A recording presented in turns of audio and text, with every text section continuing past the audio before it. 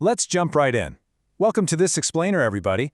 I'm honestly so thrilled to have you here today, because we are tackling one of the most famously dense and brilliant pieces of modern literature, T.S. Eliot's The Wasteland. But hey, don't worry, we're not going to get bogged down in some dry textbook lecture today. Our whole goal here is demystifying Canto 2, a game of chess. To pull this off, I'm going to take you on a bit of a guided tour through two very different rooms. And as you'll see, by comparing what goes on inside them, Eliot's brilliant message about modern society is going to become crystal clear. Okay, let's dive into this. Hurry up, please, it's time. Notice that urgent all-caps line? It completely interrupts the second half of this canto, again and again. Now, literally speaking, this is just the shout of a London bartender, right? Telling his patrons the pub is closing up for the night. But Eliot capitalizes it for a massive reason. It's the overarching theme of the entire section. It is literally the running clock of modern society. It's mortality, just ticking away in the background of our lives, constantly reminding us that our time is running out, and it doesn't matter who we are or where we live. So to really grasp how we spend all that ticking time, let's step right into Room 1, the suffocating gilded cage. I want you to imagine just walking into this intensely opulent, incredibly wealthy upper-class boudoir. It's perfectly quiet, it's richly decorated, and at first glance, well, it's the absolute picture of luxury. Eliot gives us this absolutely masterful description of the room, and it is just packed with luxurious stuff. We've got a chair that glows like a burnished throne, golden cupidons, little cupids hiding their eyes. There's the 7-branched candelabra throwing light off satin cases of jewels, and then there are these unstopped vials made of ivory and colored glass just pouring out strange synthetic perfumes. Oh, and a carved dolphin swimming in colored stone. It's a lot, right? But Eliot deliberately uses this total sensory overload to make a point. This isn't just a beautiful room, it is completely suffocating. The perfumes are actually described as fattening the candle flames and drowning the senses. So this woman's environment is literally a gilded cage, trapping her in this claustrophobic haze of her own wealth. Now, what's really interesting about this next bit is the artwork hanging right above the antique mantelpiece. It shows the Greek myth of Philomel. She's a figure who was violently assaulted, or, as Eliot puts it, so rudely forced, by a barbarous king who then cut out her tongue so she couldn't tell a soul. The gods eventually transformed her into a nightingale, and she sings her song, which shows up in the text as Jug Jug. This is an absolutely crucial detail, guys, because it introduces this deep underlying theme of violent, broken communication. Because even in her beautiful nightingale form, the world is still coming after her, and she's forced to sing her tragic story to what Eliot calls dirty years. And that theme of broken communication, it bleeds right into the actual people sitting in this room. The wealthy woman inside is trapped in this rotting psychological state. She tells her silent companion that her nerves are bad tonight, and then launches into this totally frantic, one-sided dialogue. Speak to me. Why do you never speak? Speak. What are you thinking of? What thinking what? It is so desperate. It's panicked. Despite all the physical beauty and the immense wealth surrounding her, she is utterly terrified and completely, totally isolated from the person sitting right next to her. So how does her companion respond to all this? Well, he doesn't. At least not out loud. Instead, we get this internal, despairing response, "I think we are in Rat's Alley, where the dead men lost their bones." I mean, wow. This just shows the complete breakdown of meaningful connection between the people in this room. She is literally begging for connection, terrified of the wind under the door, and he is just silently dwelling on death, decay, and the absolute pointlessness of their existence. So they might be sitting in a stunning mansion, but mentally, they are in a graveyard. So how on earth do they cope with this overwhelming existential dread? With a bleak, incredibly repetitive schedule.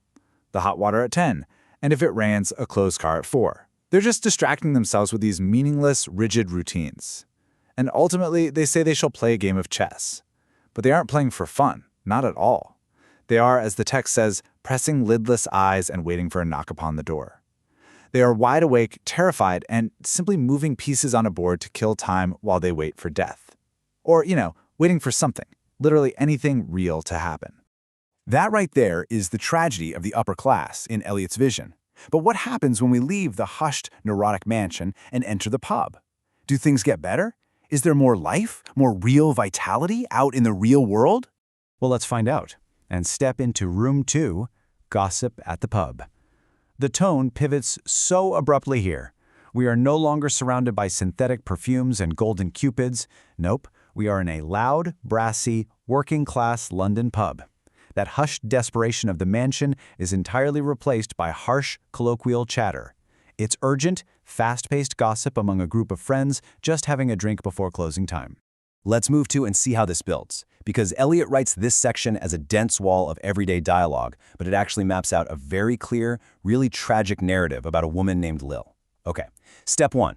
Lil's husband, Albert, is getting demobbed, which just means he's finally coming home from a 4-year stint in the army.